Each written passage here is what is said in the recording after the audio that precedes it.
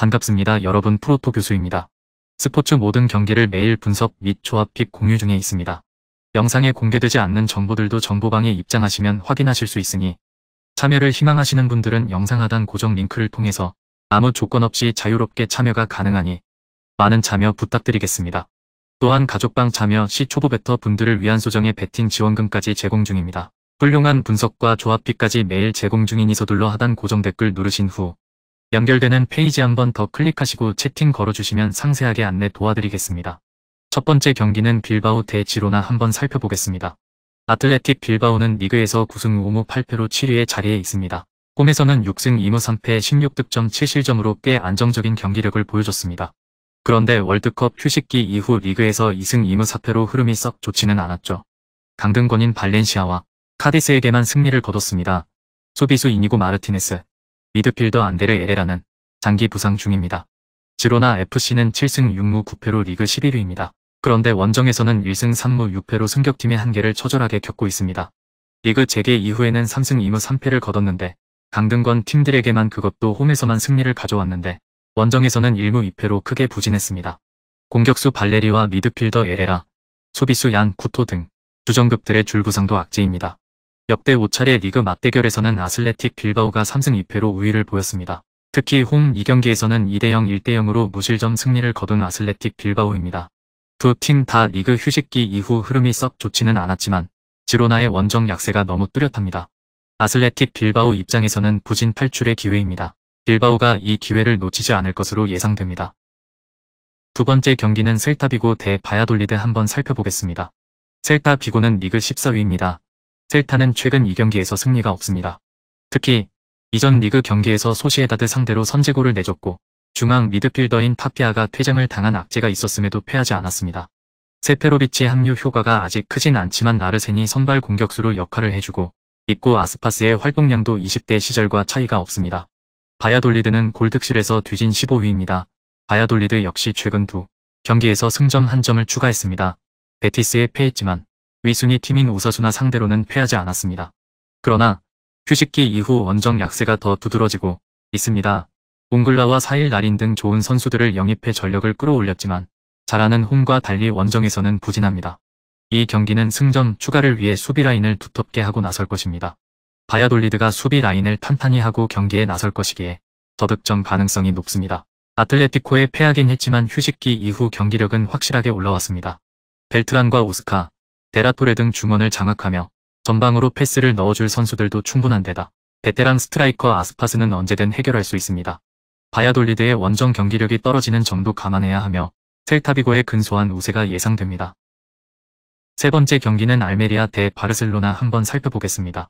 알메리아는 리그 17위입니다. 알메리아는 3연패를 당하며 강등권 추락을 앞두고 있습니다. 바비치와 엘리 등 최종 수비가 상대의 빠른 공격수의 침투를 저지하지 못했고 코스타는 볼란치로서 수비 보호를 하지 못했습니다.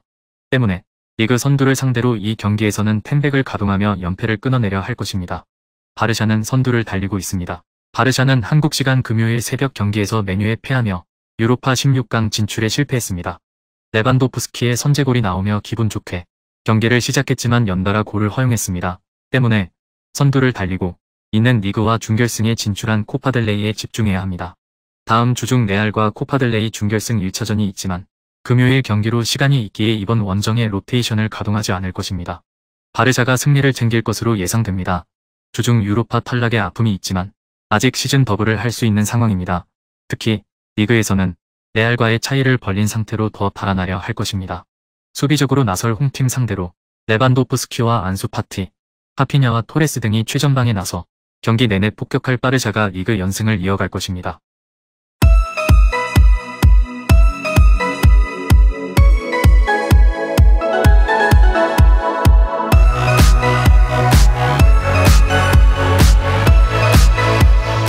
네 번째 경기는 세비야 대 오사수나 한번 살펴보겠습니다. 세비야는 리그 12위입니다. 세비야는 난적 나여 원정에서 무승부를 기록했습니다. 휴식기 이후 리그 선두인 바르샤, 원정에서 패하긴 했지만 착실하게 승점을 추가하며 서서히 순위를 끌어올리는 상황입니다. 주중에는 호벤전에서 패하긴 했지만 1차전 3골차 리드가 있었기에 유로파 16강에 진출하기도 했습니다.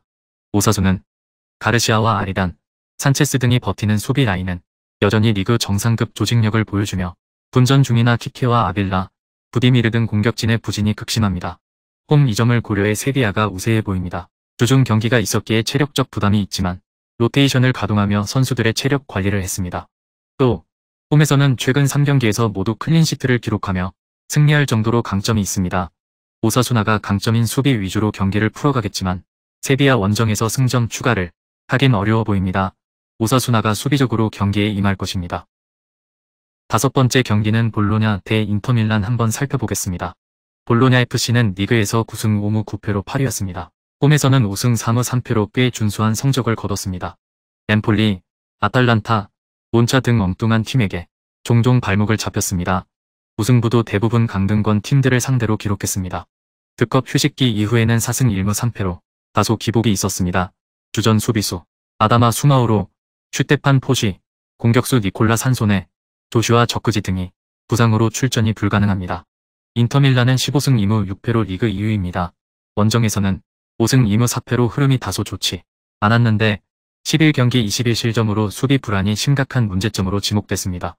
리그에서 4경기 연속 무패로 상승세에 있긴 하지만 주중 UCL 16강 포르투전을 치르고 와 체력적 부담은 있을 수 있습니다. 호아킨 코레아를 제외하고는 스쿼드에 별 다른 부상자가 없다는 점은 긍정적인 요소입니다. 최근 10차례 리그 맞대결에서는 인테르가 7승 3패로 우위를 보였습니다. 올 시즌 첫 리그 경기에서도 인테르는 홈에서 6대1 대승을 거둔 바 있습니다. 지난 5시즌 동안 볼로냐 원정에서도 3승 1무 1패로 강세를 보였던 인테르인데 공식전 5경기 연속으로 무패를 달리면서 기세가 살아났습니다.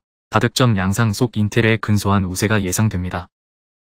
여섯 번째 경기는 살레르니타나 대 몬자 한번 살펴보겠습니다. 살레르니타나는 리그에서 5승 6무 12패로 16위입니다.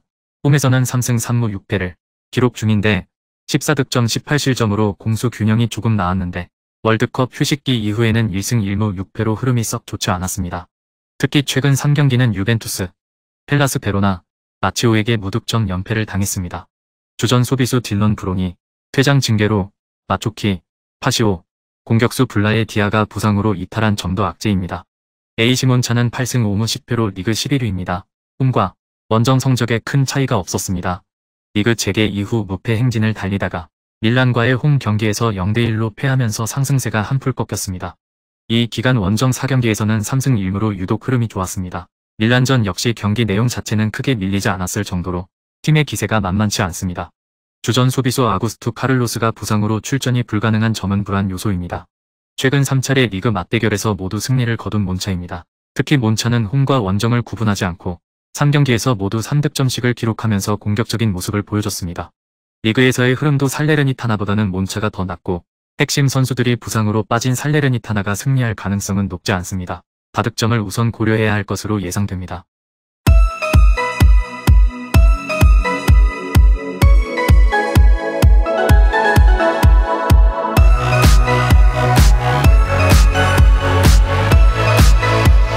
일곱 번째 경기는 우디네세 대 스페지아 한번 살펴보겠습니다. 우디네세는 리그 10위입니다. 우디네세는 최근 4경기 연속 승리가 없습니다. 그러나 홈에서는 꾸준히 승점을 따내고 있습니다. 인테르와 토리노 등 난적을 원정에서 만나 패하긴 했지만 데카오와 에보세 등 최종 수비가 안정을 찾았고 로브리치가 팀을 떠난 마켄고의 공백을 완벽하게 메우고 있습니다. 데올로페우의 부상 이탈로 기복을 보이는 최전방의 마무리만 개선됩니다면 중상위권 싸움을 할 수 있을 것입니다. 스페치아는 강등권 커트라인입니다. 스페치아는 최근 5경기에서 승점 1점 추가에 그치며 강등권 추락을 눈앞에 두고 있습니다. 사수올로와 삼프도리아 등 중위권이 예상되던 팀들의 부진으로 인해 아직 17위를 지키고 있지만 언제든 추락할 가능성이 높습니다. 때문에 최대한 승점을 따내야 합니다. 쇼무로도프가 가세한 공격진은 은졸라와 더불어 기대감을 주지만 불안한 수비를 더 강화해야 합니다. 원정에서 경기에 나설 스페치아가 확실하게 라인을 내리고 역습을 노리는 운영을 할 것입니다. 스페치아는 아미안과 니콜라우 등으로 최종 수비를 꾸렸는데 5경기 연속 멀티 실점을 하는 등 불안함이 이어지고 있습니다. 수비력이 좋은 중앙 미드필더 에크다를 중용해 수비 안정감을 주려 하지만 원정에서 어려운 경기가 될 것입니다. 로브리치와 페레이라가 중원에서 상대를 압도하며 분위기를 가져올 우디네세가 경기 내내 스페치아를 두들길 것입니다. 마지막 8번째 경기는 AC 밀란 대 아탈란타 한번 살펴보겠습니다. 밀란은 리그 4위입니다. 밀란은 3연패를 당하며 주춤했지만 토리노와 몬차 상대로 연승에 성공하며 다시 2위 싸움에 뛰어들었습니다. 챔스에서는 토트넘 상대로 홈 승리를 거두며 8강 진출에 유리한 고지를 점령하기도 했습니다. 칼루르와 키에르, 토모리 등 백스리를 구성하는 센터백진이 안정적인 협력 플레이로 상대 침투를 적절하게 막아내고 있고 크로니치가 중앙에 나서 공수의 중심을 잘 잡아주고 있습니다. 부진한 데 케틀라이르 대신 나서는 디아스와 셀레메이커스 등 이선의 활동량도 살아났습니다. 아탈란타는 승점 3점 뒤진 6위입니다. 아탈란타는 사수올로전 패배를 시작으로 최근 3경기에서 1승에 그쳤습니다. 밀란 두 팀과 로마 연고 두 팀보다 페이스가 좋은 시기가 있었지만 6위로 떨어진 상태죠. 그래도 언제든 위로 치고 올라갈 스쿼드적인 힘은 충분합니다. 네흘레와 자파코스타 등 리그 최고의 윙백 듀오가 상대 측면을 돌파로 넘어설 수 있고 회론과 루쿠만 등 해결할 선수도 즐겨합니다. 최근 페이스에서는 밀란이 나은 게 사실입니다. 그러나 아탈란타는 이번 시즌 원정에서 좋은 경기력으로 착실하게 승점을 따냈습니다. 최근 두 경기에서는 유벤투스와 라치오 상대로 1승 1무를 기록했는데 원정 골 결정력이 좋습니다. 그러나 개선된 최종 수비를 중심으로 크로니치와 토날리가 중원에서 안정적으로 경기를 꾸려갈 밀란이기에 승점 3점을 허용하진 않을 것입니다. 두 팀이 중원 힘겨루기를 하며 초박빙의 승부가 예상되며 이 경기는 좀 더 면밀히 체크해서 정보방에 최종 리뷰 공개하도록 하겠습니다. 금일 경기들은 이렇게 알아보았습니다. 좀 더 다양하고 많은 정보를 원하시는 분들은 영상 하단 댓글에 링크 클릭 후 문의하시면 아무런 조건 없이 정보방 입장 가능하니 입장하셔서 정보 받아보시길 바라겠습니다. 그리고 영상에서 리뷰하지 않은 디테일한 정보와 조합픽은 매일 교수 정보방에서 공유하고 있으니 꼭 참여해보시길 권장드리며 이번 영상은 여기까지 하겠습니다. 시청해주셔서 감사드리며 늘 여러분들의 건승을 기원합니다. 감사합니다.